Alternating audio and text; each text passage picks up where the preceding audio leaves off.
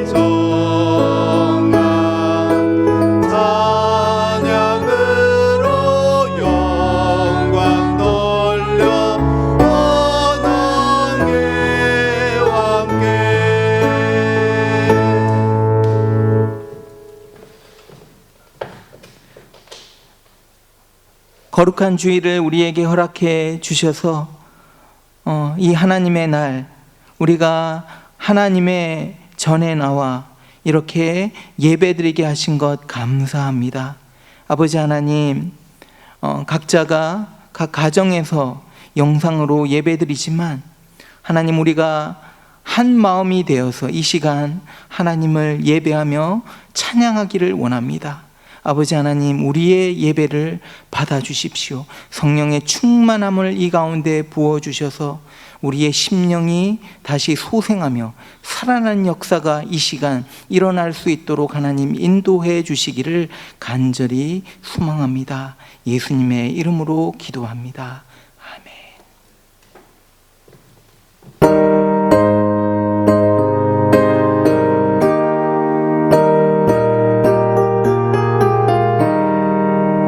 즐겁게 안식할 날, 반갑고 좋은 날, 내 맘을 평케하니 즐겁고 기쁜 날,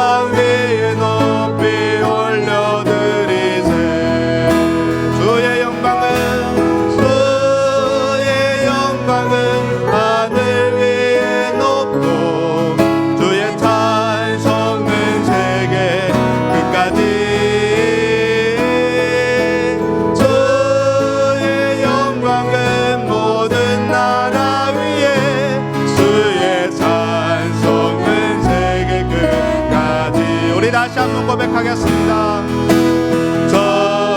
전심으로 주 찬양, 오 주님 주의 이름 높이 올려드리세. 위대하신 하나님, 온 땅 위에 높이 올려드리세. 주의 영광은 하늘 위에 높고 주의 찬송은 세계까지. 주의 영광은 모든 나라 위에, 주의 찬송은 세계 끝까지. 아버지,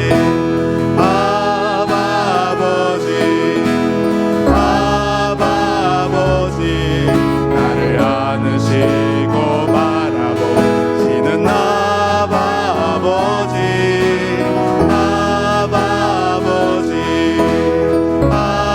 아버지, 나를 도우시고 힘주시는 아버지. 주는 내 마음을 고치시고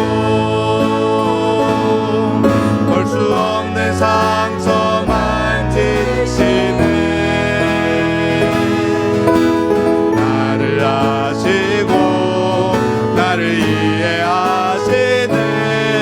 내 영혼 새롭게 세우시네.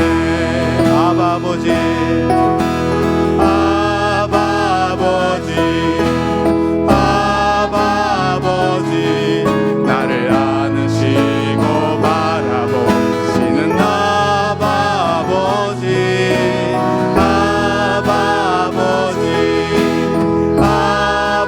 아버지, 나를 도우시고 힘주시는 아버지. 주는 내 마음을 고치시고 볼 수 없는 상처 만지시네. 나를 아시고 나를 이해하시네. 내 영혼 새롭게 세우시네. 주는 내 마음을 고치시고 볼 수 없는 상처 만지시네. 나를 아시고 나를 이해하시네. 내 영혼 새롭게 세우시네. 주는 내 마음을 고치시고 볼 수 없는 상처 만지시네. 나를 아시고 나를 이해하시네. 내 영혼 새롭게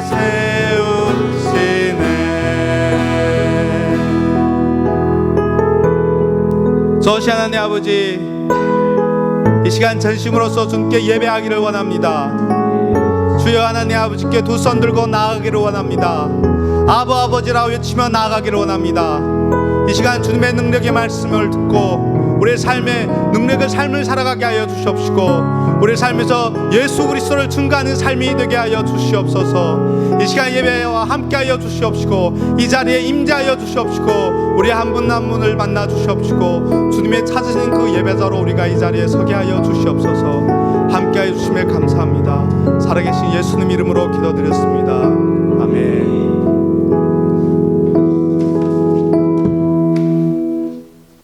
사랑하는 하나님 아버지 감사합니다. 전 세계가 질병으로 아파하는 가운데 저희를 지켜주시고 보호해 주신 하나님 은혜에 진심으로 감사드립니다. 오늘도 거룩하고 복된 주님의 날을 허락하시고 우리 사랑하는 성도들 이렇게 건강한 몸과 마음으로 주님의 앞에 나와 하나님께 예배드릴 수 있도록 은혜 베풀어 주셔서 진심으로 감사드립니다. 주님께서 친히 찾아오셔서 예배를 주관하시고 저희들 마음 문을 열어주시어 신령과 진정으로 하나님 앞에 예배 드리며 말씀의 은혜 받는 시간이 되게 하시길 바랍니다. 오직 주님만이 저희 삶을 주관하시고 저희 삶이 주님의 계획 안에 있을 때 비로소 저희 삶이 완성됨을 고백합니다. 저희가 주님과 함께 할 수 있는 영광을 주셔서 감사합니다. 저희를 새로이 변화시켜 주시고 너무 부족하고 늘 넘어지는 저희를 주님의 능력으로 붙잡아 주시어 감싸 주시고 용서해 주시길 바랍니다. 코로나로 인해 함께 모여 기도하지는 못하지만 각 가정에서 다 같은 목소리로 주님께 찬양드리는 저희가 되길 원합니다.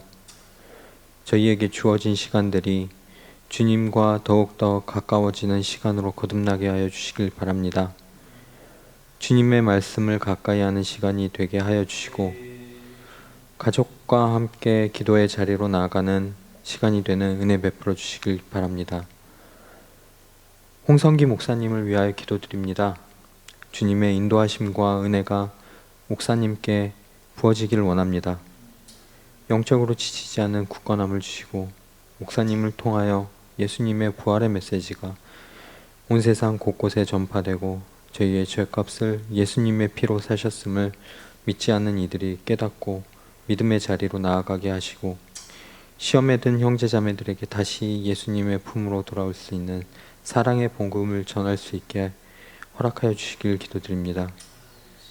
목사님의 가정을 예수님의 품 안에 두시어 항상 예수님을 경외하고 주님의 은혜가 그 가정 안에 넘쳐나도록 허락하여 주시고 항상 건강을 지켜주시고 부족한 모든 것을 채워주시어 주님의 복음을 전파하는 데만 힘쓰게 하여 주시길 기도드립니다. 주님의 은혜로 두 곳에 선교지를 섬기고 있습니다. 아체와 레바논에서 섬기시는 이영광, 장나라, 반준화, 이미숙 선교사님들을 위하여 기도드립니다.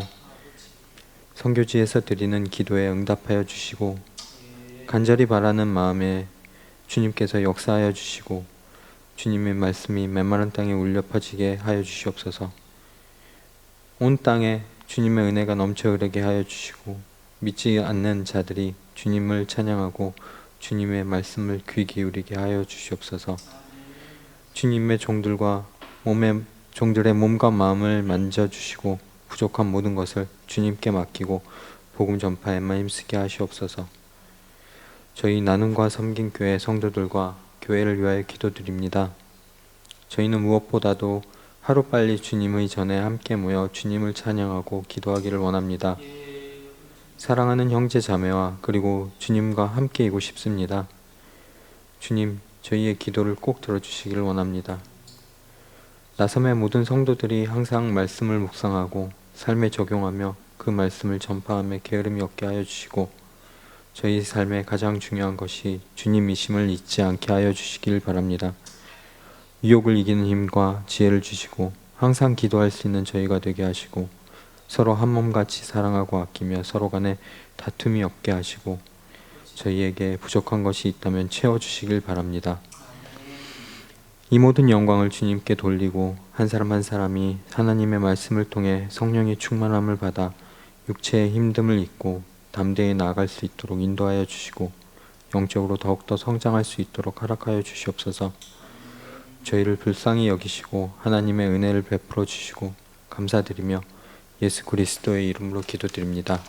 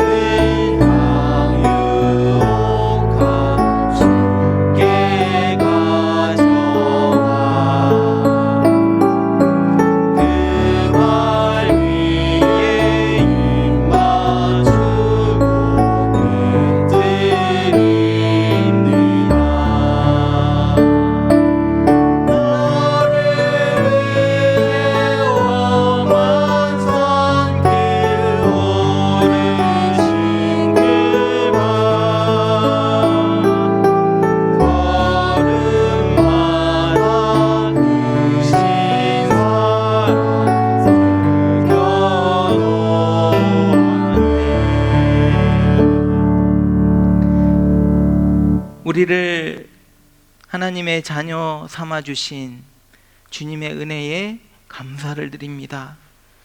지난 일주일 동안도 우리 가정마다 보호해 주시고 우리의 모든 필요를 채워주신 하나님 앞에 감사를 드립니다. 아버지 하나님, 오늘 이 시간 주님께서 주신 것 중에 한 부분을 가지고 나와 주님 앞에 드립니다. 11조를 드립니다. 감사 헌금을 드립니다. 학교를 위한 빌딩 펀드 헌금을 드립니다. 선교 헌금을 드립니다.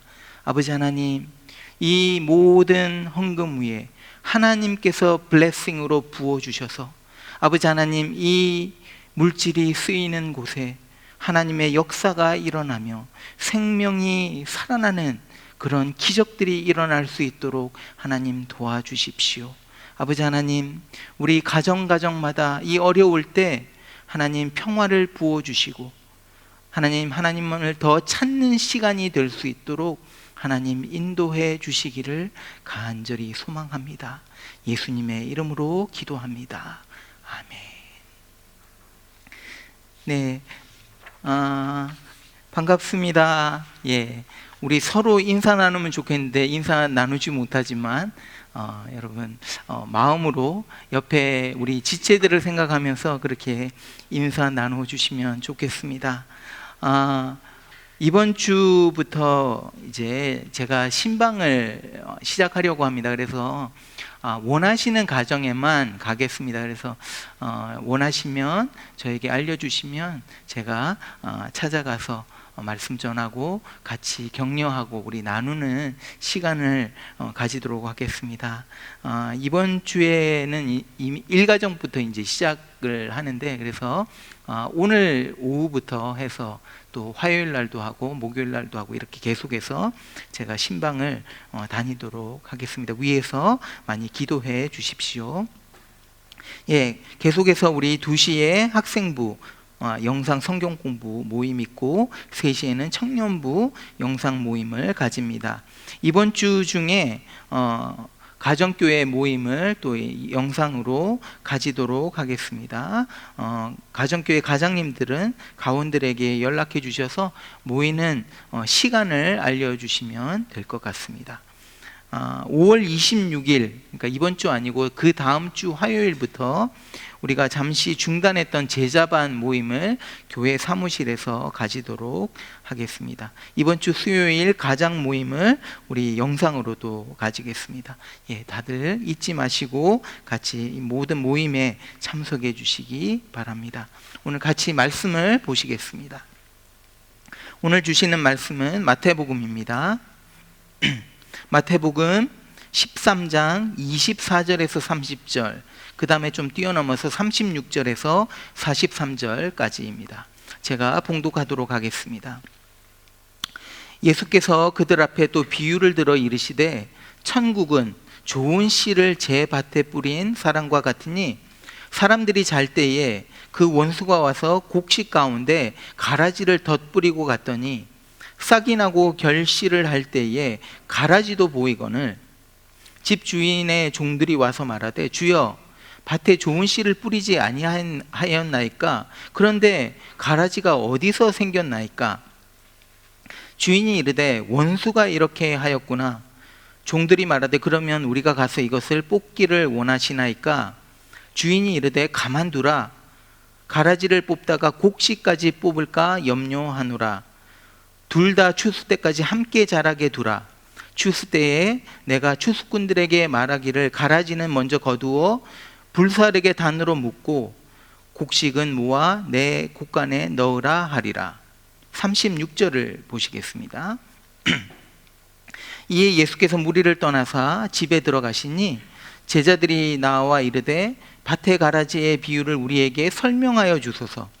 대답하여 이르시되, 좋은 씨를 뿌리는 이는 인자요, 밭은 세상이요, 좋은 씨는 천국의 아들들이요, 가라지는 악한 자의 아들들이요. 가라지를 뿌린 원수는 마귀요, 추수 때는 세상 끝이요, 추수꾼은 천사들이니 그런즉 가라지를 거두어 불에 사르는 것 같이 세상 끝에도 그러하리라. 인자가 그 천사를 보내리니 그들이 그 나라에서 모든 넘어지게 하는 것과 또 불법을 행하는 자들을 거두어내어 풀무불에 던져 넣으리니 거기서 울며 이를 갈게 되리라. 그때에 의인들은 자기 아버지 나라에서 해와 같이 빛나리라. 귀 있는 자는 들으라. 아멘. 우리가 계속해서 예수님의 비유를 살펴보고 있습니다. 비유는 이 헬라 단어 파라볼레라는 단어인데 콤페한다, 비교한다라는 뜻이 있습니다. 우리가 이제 아이들을 교육할 때 어려운 이제 내용이 있으면 사실은 이제 그림을 그려줘서 이 내용을 그림으로 보게 하는 그런 이제 교육 방법이 아주 좋은 방법이죠. 비유가 조금 비슷한 거였죠. 좀 복잡하고 어려운 이 현실을 이렇게 일루스트레이트 하는 겁니다. 그래서 파라볼레 하는 겁니다. 비교해서 이렇게 알려주는 거죠. 그래서 예수님이 가르치심을 할 때 비유를 많이 쓰신 이유가 여기에 있습니다. 어려운 것을 좀 쉽게 풀어주기 위한 거죠. 오늘 우리가 읽은 본문을 우리는 이제 두 섹션으로 나눌 수 있습니다. 첫 번째 섹션은 비유의 말씀이고, 두 번째 우리가 36절부터 읽은 섹션은 비유에 대한 설명이죠. 비유의 내용이 이렇습니다. 농부 한 사람이 있었는데, 이제 주인입니다, 이분이. 그래서 이 주인, 농부 주인이 밭에 좋은 씨를 이제 뿌린 거예요. 그 당시 팔레스타인에는 이 밀 농사를 굉장히 많이 했기 때문에 아마도 밀을 뿌린 것 같아요. 그런데 이제 사람들이 모두 잘 때 아마도 밤이겠죠. 밤에 원수가 와서 그 밭에 가라지를 뿌린 겁니다. 그래서 그 당시에 이제 서로 관계가 안 좋거나 또 좀 원한 관계가 있을 때는 몰래 이렇게 밤중에 와갖고 이런 짓을 한 거죠. 예수님이 이거를 이제 예를 들어서 말씀하시는 거예요. 그림을 한번 보시죠. 그림을 보시면 왼쪽이 가라지고 이 오른쪽이 밀입니다. 위트죠. 그래서 여러분들이 보시다시피 이 밀과 가라지가 굉장히 비슷해서 이 구분하기가 굉장히 어려웠던 겁니다. 자라날 때는 이 밀과 이 가라지가 굉장히 비슷한데 추수때가 되어서 이제 알곡을 열어보면 밀은 그 안에 알곡이 있는데 가라지는 텅 비어 있는 거죠. 그래서 이 가라지는 자라나면서 영양분만 뺏어 먹고 아무 쓸모가 없는 그런 거였던 겁니다. 이 농부의 이제 종들이 이제 이 가라지가 같이 자라는 것을 본 거죠. 그래서 이제 주인에게 말을 합니다. 아니, 주인님, 좋은 씨를 뿌렸는데 어디서 이렇게 가라지가 생긴 겁니까? 질문을 해. 그때 주인이 원수가 이렇게 했구나라고 대답을 합니다. 그래서 종들이 이제 주인에게 그러면 어떻게 할까요? 이 가라지들을 우리가 가서 다 뽑아버릴까요? 그러니까 주인이 아니다, 그렇게 하지 말고 같이 자라게 해라 라고 말해요. 그래서 이제 추수 때가 되면 가라지를 먼저 뽑아서 다 불에 태워버리고 나머지 이제 곡식은 모아서 곡간에 넣을 것이다 라는 말을 합니다. 이 비유의 말씀을 다 하시고 이제 시간이 좀 지난 것 같아요. 시간이 지나고 이제 좀 저녁 때가 된 것 같아요. 그래서 이제 많은 사람들이 있었는데 사람들을 이제 집으로 다 보내고 예수님 따로 와서 집으로 들어가십니다. 아마 식사하러 들어가신 것 같아요, 제 생각에. 그래서 집으로 가셨는데 제자들이 이제 같이 따라 들어간 거죠. 그래서 집 안에 들어가서 이제 제자들과 이제 예수님만 남아 있는 거예요. 그래서 제자들이 예수님께 물어봅니다. 오늘 그 가라지 비유 그거 좀 설명을 해 주십시오. 우리가 잘 이해가 안 되는데 좀 설명을 해 주십시오 하니까 예수님이 설명을 이제 쭉 해 주시는 거예요. 이 농부, 그러니까 주인이 누구냐 하면 주인은 인자, 예수님 자신이라는 거예요. 예수님이고 밭은 세상이다.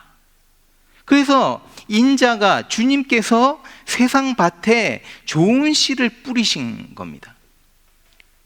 이 좋은 씨는 하나님의 자녀를 의미하죠. 반면에 원수인 마귀도 똑같이 씨를 뿌립니다. 곧 가라지입니다. 이 가라지는 마귀의 자녀인 거죠. 그래서 이 하나님의 자녀들과 마귀의 자녀들이 이 세상에서 지금 같이 공존하는 거예요. 세상 끝이 올 때까지 같이 가는 겁니다. 그래서 세상 끝, 추수할 때가 되었을 때 주인이 추수꾼, 천사들을 보내서 이것을 심판하시겠다라는 내용입니다. 오늘 이 비유의 말씀을 통해서 우리는 이 세상 속에 두 나라, 두 왕국, 두 킹덤이 존재하고 있는 것을 보게 됩니다. 그러니까 우리는요, 지금 we live in two realities. 그러니까 두 가지 현실 속에서 우리는 지금 살아가고 있는 거예요. 이 두 현실이 팽팽하게 맞서고 있습니다. 하나님의 나라와 마귀가 통치하는 이 세상이 이 왕국이 서로 부딪히고 있는 거예요. 오늘 예수님의 비유의 말씀을 이렇게 들여다보면 예수님이 왜 이런 말씀을 지금 계속 하고 있을까? 그 목적이 무엇일까? 이걸 생각해 보면 예수님은 지금 하나님의 나라에 대해서 사람들에게 알려주고 싶은 거예요. 킹덤에 대해서 알려주고 싶은 거예요. 그러니까 그 당시 이 유대인들에게 이 나라라는 개념, 그러니까 나라라는 말을 들을 때는 간절함이 있었습니다. 왜냐하면 이스라엘이 그때는 로마의 통치를 받고 있었어요. 나라를 잃은 겁니다. 나라를 빼앗긴 거예요. 그럼 우리도 경험을 해서 알지 않습니까? 전 우리가 다 경험한 건 아니지만 우리 민족이 일제시대 때 나라를 뺏긴 그 아픔을 다 경험해서 어느 정도는 우리가 지금 이해를 하고 있는 겁니다. 그래서 이스라엘 민족들의 간절히 원하는 것이 있었는데 그게 뭐냐면 이 나라의 회복입니다. 로마의 식민지가 되어서 정치와 경제가 로마 손에서 움직이는 거예요. 자유가 사라진 거예요. 막 땅을 빼앗깁니다. 그러면서 극심한 가난을 겪게 됩니다. 그래서 유대인들은 나라를 되찾기 위해서 막 기도한 거예요. 모여서 막 기도하고. 그래서 온 민족의 이 염원이 이스라엘 나라의 회복이었던 거예요. 그리고 이 나라의 회복, 이 중심에는 한 리더가 나타날 것이라 라는 소망이 있었던 겁니다. 한 왕이 나타나서 이 나라, 이스라엘 나라를 회복할 것이다 라는 그 약속의 말씀을 의지하고 소망으로 가지고 있었던 거예요. 그래서 이 리더가 이제 탁 나타나면 로마로부터 묶여있던 이런 것들이 풀리고 나라를 되찾고 민족의 자존심을 회복할 것이다. 그래서 이런 생각 때문에 여러분 이스라엘 역사를 쭉 이제 보게 되면 예수님 오기 전까지 역사들을 쭉 보면 수많은 이 메시아들이 나타났습니다. 자기가 메시아라고 하면서 나타난 거예요. 그래서 사도행전 5장을 이제 보시면 대제사장들이 이제 베드로와 사도들을 죽이려고 합니다. 예수님 부활을 자꾸 말을 하니까 이제 죽이려고 하는 거예요. 그때 가말리엘이라는 이 유명한 당시에 굉장히 존경을 받던 율법학자였는데 이 사람이 일어나서 말을 하는 것이 이제 Acts 5에 기록이 되어 있습니다. 그래서 이 가말리엘의 말을 이렇게 조금 들여다보면 이런 말을 하는 거예요. 예수님 전에도 이미 많은 리더들이 일어났다. 그런데 이 모든 리더들이 하나같이 다 그 백성들의 기대, 그 이스라엘 나라의 회복되는 이 기대에 미치지를 못했다는 겁니다. 이런 상황 속에서 예수님이 딱 나타난 거예요. 예수님이 나타나셨는데 막 능력을 행합니다. 여러분, 리더들은 나타나서 능력을 행했다 하는데 그냥 한두 사람의 말이에요. 그냥 내가 한두 사람이 그런 능력을 보았다라고 얘기했는데, 예수님은요 매일같이 그냥 뭐 10개 정도의 막 기적들을 행하셨어요. 그리고 많은 사람들이 다 보는 앞에서 다 한 거예요. 그러니까 지금까지 이런 능력과 기적을 행하는 사람을 본 적이 없었던 겁니다. 그러면서 뭐라고 말씀하시냐면, 하나님의 나라가 이미 너희에게 임했다 선포하고 있어요. 그러니까 이런 Kingdom of God is here 이렇게 얘기한 거예요. 그러니까 이 이야기를 듣고 있던 유대인들의 기대감이 막 커질 수밖에 없는 거죠. 근데 예수님은 이 유대인들에게 하나님의 나라와, 예수님이 말하는 하나님의 나라와 유대인들이 기대하는 이 이스라엘 나라의 회복에 차이가 있다는 것을 자꾸 알려주신 거예요. 유대인들은 정치적 메시아를 원했어요. 그래서 나라가 회복되고 정권을 되찾고 영토를 되찾고 정치적, 경제적 독립을 원했던 거죠. 더 나아가서 이런 이스라엘의 회복이 이 리더가 오므로 당장 일어나는, 즉시로 일어나는 그것을 기대했던 겁니다. 그래서 예수님은 자꾸 이 잘못된 생각을 고쳐주시려고 하는 거죠.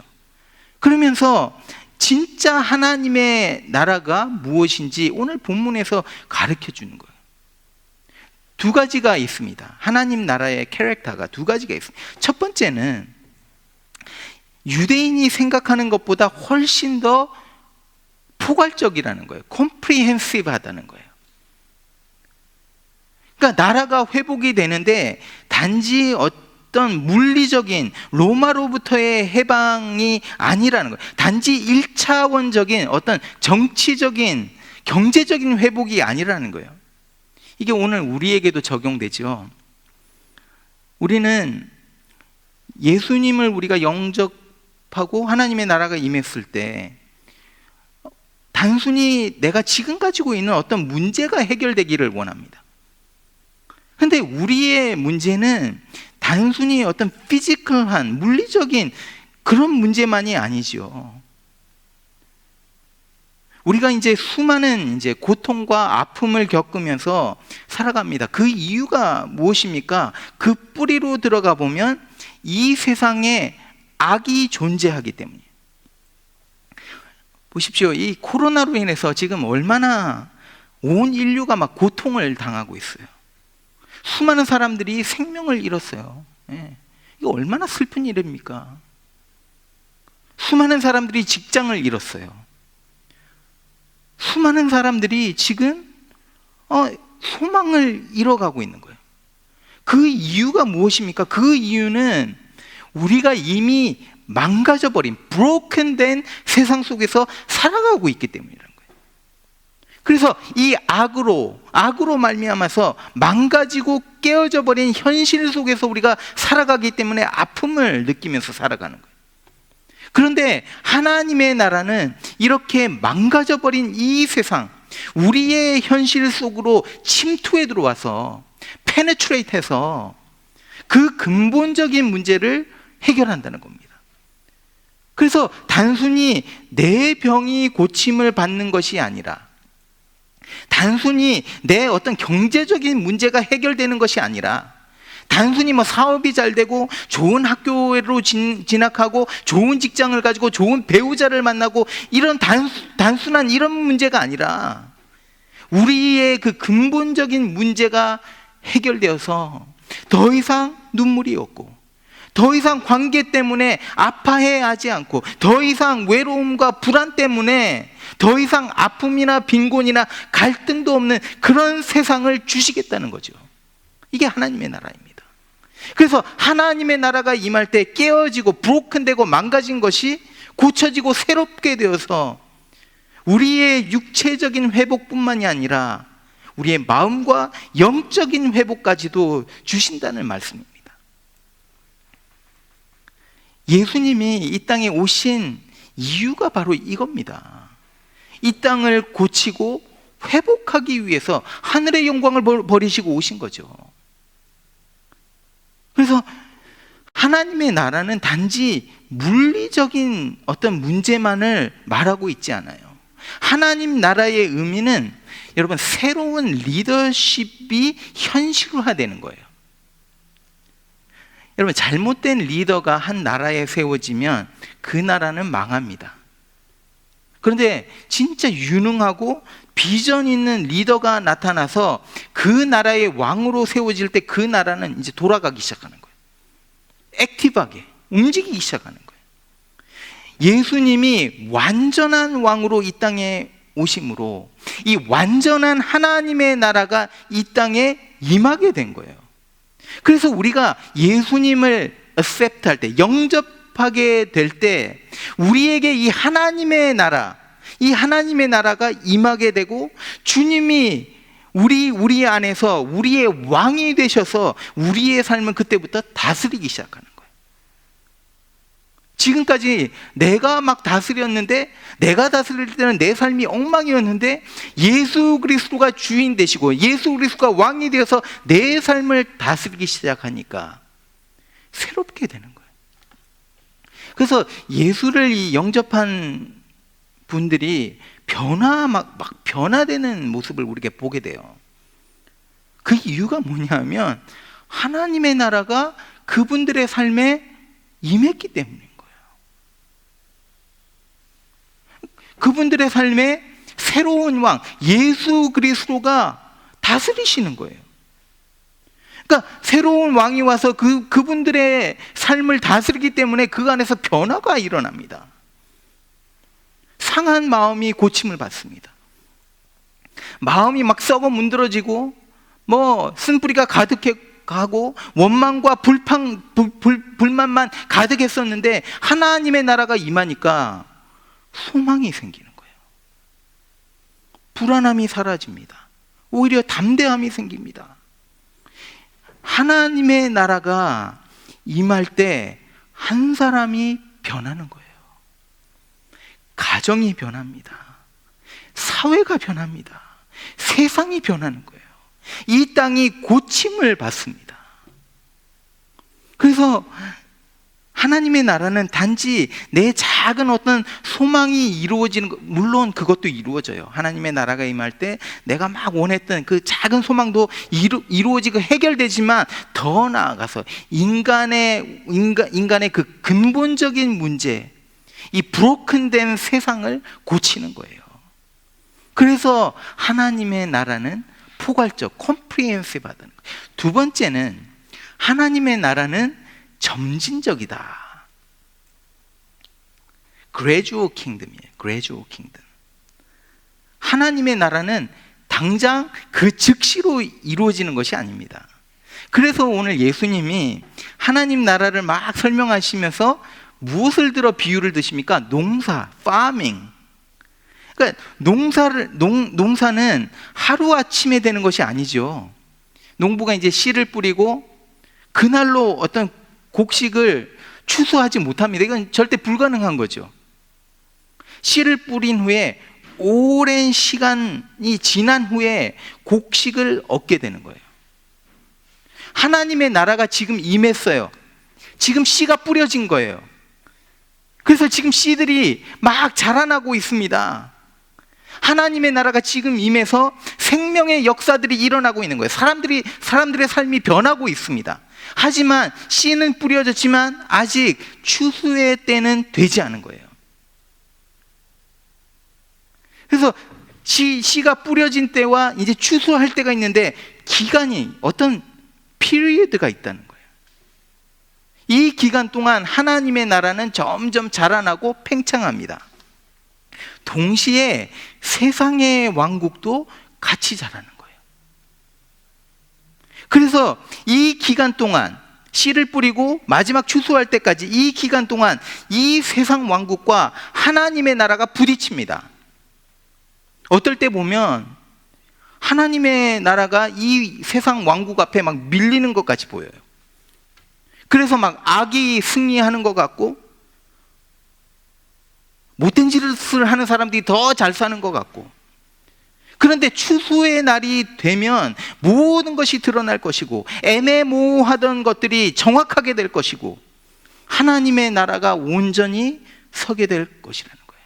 그날에 하나님의 나라 백성은 아버지 나라로 들어가서 해와 같이 빛나게 될 거래요.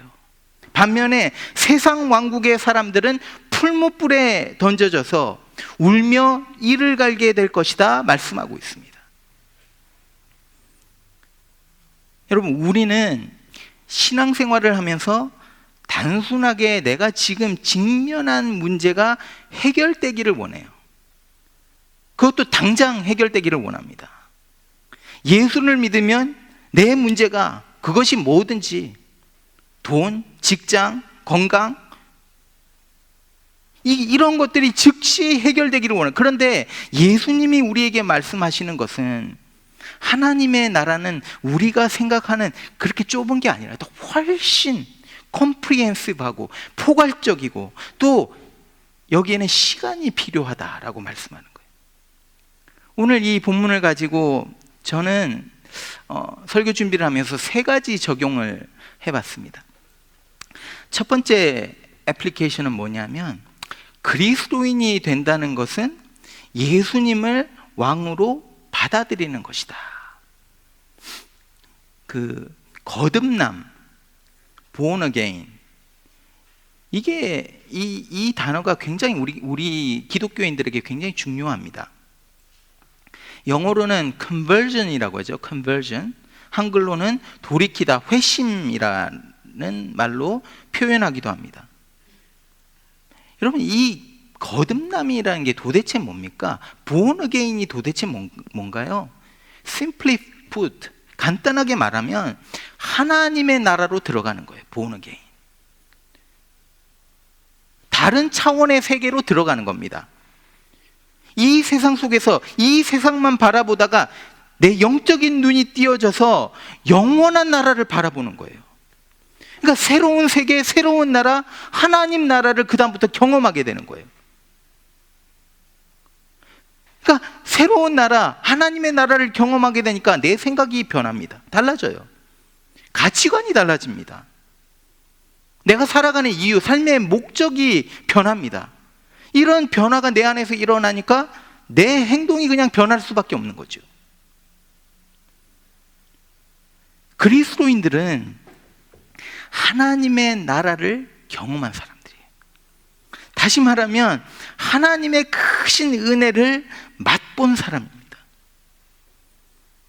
그래서 막 그 은혜에 감격하고 감사해서 내가 주님을 기쁘게 할 수만 있다면, 주님께서 주신 그 은혜를 조금이나마 갚을 수 있다면 뭐든지 다 할 수 있는 사람들이 바로 그리스도인들입니다. 그래서 주님의 뜻이라면 무조건 순종하는 사람들, 절대적으로 순종하는 사람들. 그래서 가끔은 이상해요, 그런 사람들을 보면. 왜냐하면 머리로 생각했을 때 불가능한 일을 하는 거예요. 아니, 분명히 이 일을 하면 손해볼 것 같은데, 아무 유익이 없을 것 같은데 그대로 하나님이 하라면 하는 거예요. 온전히 surrender 하는 거예요. 항복하는 겁니다. 순종하는 겁니다. 주님을 내 삶의 왕으로 삼고, 왕으로 모시고 그의 뜻에 철저하게 순종하고 주님의 다스림을 받는, 이게 바로 그리스도인이라는 거예요. 이 속에서 우리는 하나님의 나라를 경험하게 되는 거죠. 두 번째 애플리케이션. 그리스도인으로 살아간다는 것은 주님의 때, 하나님의 때를 기다리는 거예요. 하나님이 정해놓으신 때가 있습니다. 어떨 때 우리가 이제 이런 생각을 해요. 아, 왜 내 기도가 응답되지 않을까? 아니, 내가 이제 하나님의 자녀가 되었는데 왜 아직 내 마음에 있는 이 쓴뿌리가 해결되지 않고 내 마음에 여전히 그냥 불만이 남아있고 상처가 그대로 남아있을까? 왜 내 인생 속에 이런 어려움이 계속되고 아픔이 계속될까? 이런 질문을 할 때가 있습니다. 하나님의 나라가 임했는데 왜 이럴까? 저도 이럴 때가 있어요. 목회를 하면서 기도하고 막 노력했는데 그 열매가 제가 기대했던 것에 미치지 못해요. 제 생각에는 나섬교회가 더 많은 열매를 맺고 우리 성도님들의 믿음이 막 쑥쑥 자라야 되는데, 제 욕심인지 모르겠지만 제 기대만큼 자라지 않는 것 같이 느껴질 때가 있어요. 우리 선교사님들도 마찬가지인 것 같아요. 우리 선교사님들도 가끔 하시는 말씀을 이렇게 들어보면 비슷한 말을 하세요. 선교지에 가서 정말 몇 년을 피땀을 흘린 거예요. 그냥 정말 10년 막 이렇게 오랜 세월 동안 그쪽으로 가서 고생하면서 그 사람들 사랑하고 그 민족에게 막 열정을 쏟아 부었는데 한 사람도 돌아온 사람이 없다는 거예요. 열매가 없다는 겁니다. 그러면서 막 지치게 되고 마음이, 인간인지가 그렇지 않습니까? 인간인지라 마음이 어려워지겠죠. 열매가 보이지 않으니까. 그런데 오늘 말씀을 우리가 잘 씹어보면 이게 당연한 거라는 거예요. 농부가 씨를 뿌렸고 그 씨가 자라나서 열매 맺기까지 오랜 시간이 필요하다는 거예요. 하나님의 정해진 때가 있다는 거예요. 마지막 추수 때까지 기다려야 한다는 거죠. 우리가 이 진리를 정확하게 이해하면 우리가 일을 하다가 결과가 좋을 때도 그것으로 만족하거나 교만해지지 않습니다. 또 그 결과가 내가 원하는 결과가 아니라도 낙심하지 않습니다. 왜 그렇습니까? 아직 시간이 남아있고 하나님의 추수의 때가 되지 않았기 때문이죠. 그래서 그리스도인의 삶은 기다림이다라고 할 수 있죠. 하나님의 때, 하나님이 추수하실 때를 기다리는 겁니다. 세 번째 애플리케이션 넘버 3, 그리스도인이 된다는 것은 기적입니다. 오늘 이제 예수님이 오늘 본문에서 이제 씨 뿌리는 비유를 통해서 하나님 나라에 대한 말씀을 하시는 거예요. 씨를 뿌렸다는 것은 생명을 심은 거예요. 그러니까 누군가가 씨를 뿌려야지만 이 식물이 자라죠. 거듭남도 마찬가지입니다. 생명이 잉태되어야지만 태어날 수 있는 거예요. 예수를 믿는 이 그리스도인들의 이제 커먼한 겪는 경험이 있어요. 커먼하게. 그게 뭐냐 하면, 내가 입술로 고백해서 하나님을 믿은 것 같다고 생각했는데 나중에 그리스도인이 되고 나면 깨닫게 되는 게 있는데, 그거는 내가 스스로 노력해서 믿게 된 것이 아니라 하나님의 파워가 나를 사로잡은 것을 깨닫게 됩니다. 그러니까 내가 믿은 것 같은데 사실은 주님이 내 인생 속으로 들어오신 거예요. 내가 하나님을 찾은 것 같은데 하나님이 나를 찾아오셔서 내 인생에 개입하셔서 나에게 새 생명을 주신 거예요. 이거를 깨닫게 됩니다. 주님이 눈을 여셨어요. 주님이 내 마음을 만지셨어요. 주님이 나를 고치신 겁니다. 모든 그리스도인들은 이것을 결국에 가서는 깨닫게 된다는 거예요. 이게 바로 기적인 거죠. 그래서 고백하는 거예요. I am a miracle. 나는 기적이다. 저 자신을 봤을 때도 제가 어떻게 목사가 되었는지 지금 돌아봐도 이게 믿어지지가 않는 거예요. 어떻게 이렇게 믿음을 가질 수 있었을까? 내 힘으로 된 게 아니라는 거예요. 이건 기적적으로 태어난 겁니다. 거듭난다는 것은요, 기적인 거예요. 기적인 거예요. 그래서 이 기적을 맛본 사람, 거듭난 사람, 태어나면 어떻게 돼야 됩니까? 그 다음부터는 자라나야 되는 거죠. 여러분, 자라나지 않으면 그리스도인이 아닙니다. 그리스도인은 반드시 자라납니다. 그러면 자라난다는 의미가 어떤 의미입니까? 세월이 가면 갈수록 점점 하나님이 커지는 거예요. 하나님만으로 만족하는 삶을 살아간다는 거예요. 비록 내 육체의 병이 낫지 않지만 하나님으로 만족합니다. 비록 내 문제가 여전히 그냥 남아있지만 내 안에 하나님이, 내 인생 속에 하나님이 점점 더 커지면서 내가 가지고 있던 그 문제가 점점 작아지는 거예요. 며칠 전에 제가 저희 아들과 밤에 8시 지나서 산책을, 저는 요즘에 밤에 산책을 하는데, 밤에 산책을 하면서 얘기를 많이 해요. 예, 저희 아들이 산책을 하면서 이런 말을 하는 거예요. 자기가 어떨 땐 되게 작아진대요.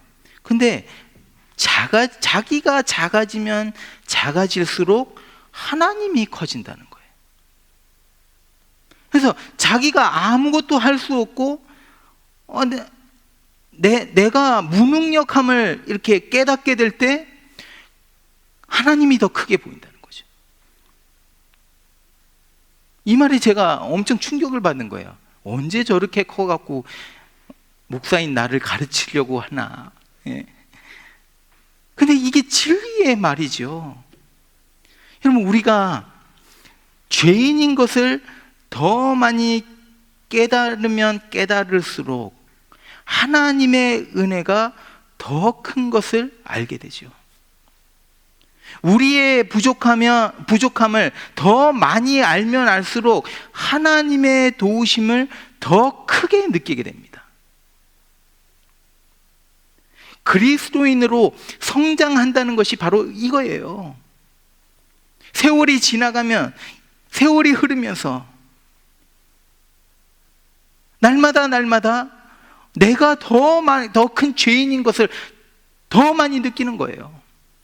그러면서 내가 죄인인 것을 더 많이 느낄 때 하나님의 사랑이 더 크심을 막 보게 되는 거예요. 바울이 그래서 이렇게 말을 하지 않습니까? 죄가 더한 곳에 은혜가 더욱 넘쳤다. 그러니까 내 죄의 깊이만큼 하나님의 사랑이 그만큼 많이 부어진다는 거예요. 매일매일 살아가면서 내가 하나님 앞에서 더 큰 죄인임을 깨닫게 돼요. 이와 동시에 매일매일 내가 경험하는 하나님의 은혜와 사랑이 더 커져가는 거예요. 놀랍지 않습니까, 이게? 가난할 때 부유하게 되고 약할 때 강하게, 이 의미입니다. 이렇게 되니까 어려운 상황 속에서 내가 세상에서 의지했던 것들이 막 무너짐에도 불구하고 앞이 보이지 않아서 소망을 이룰 수밖에 없는 그런 현실 속에서 기뻐하고 즐거워하며 하나님으로 만족하는 삶을 살아간다는 거죠. 이것이 바로 하나님의 나라를 경험한 사람의 모습입니다. 저는요, 오늘 이 시간 하나님의 나라가 여러분의 삶에 임하셔서 하나님, may the kingdom of God just come into your life. 그래서 이런 놀라운 하나님의 나라를 경험함으로 말미암아 하나님의 사랑을 더 많이 느끼면서 깨달으면서 살아가시는 여러분 되시기를 축원드립니다. 같이 우리 찬양하겠습니다.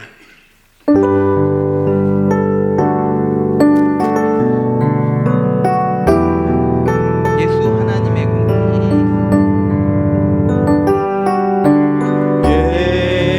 예수 하나님의 공의,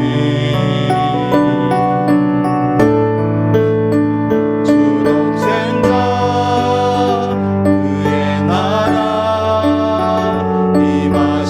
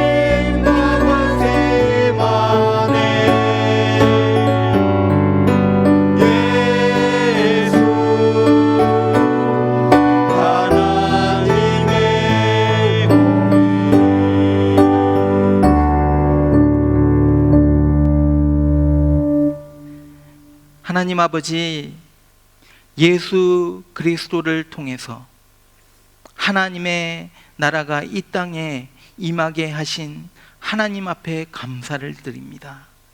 망가져 버리고 깨어져 버리고 브로큰된 이 세상 속으로 예수 그리스도 왕의 왕이 오심으로 하나님의 나라가 이 땅에 세워졌음을 선포합니다.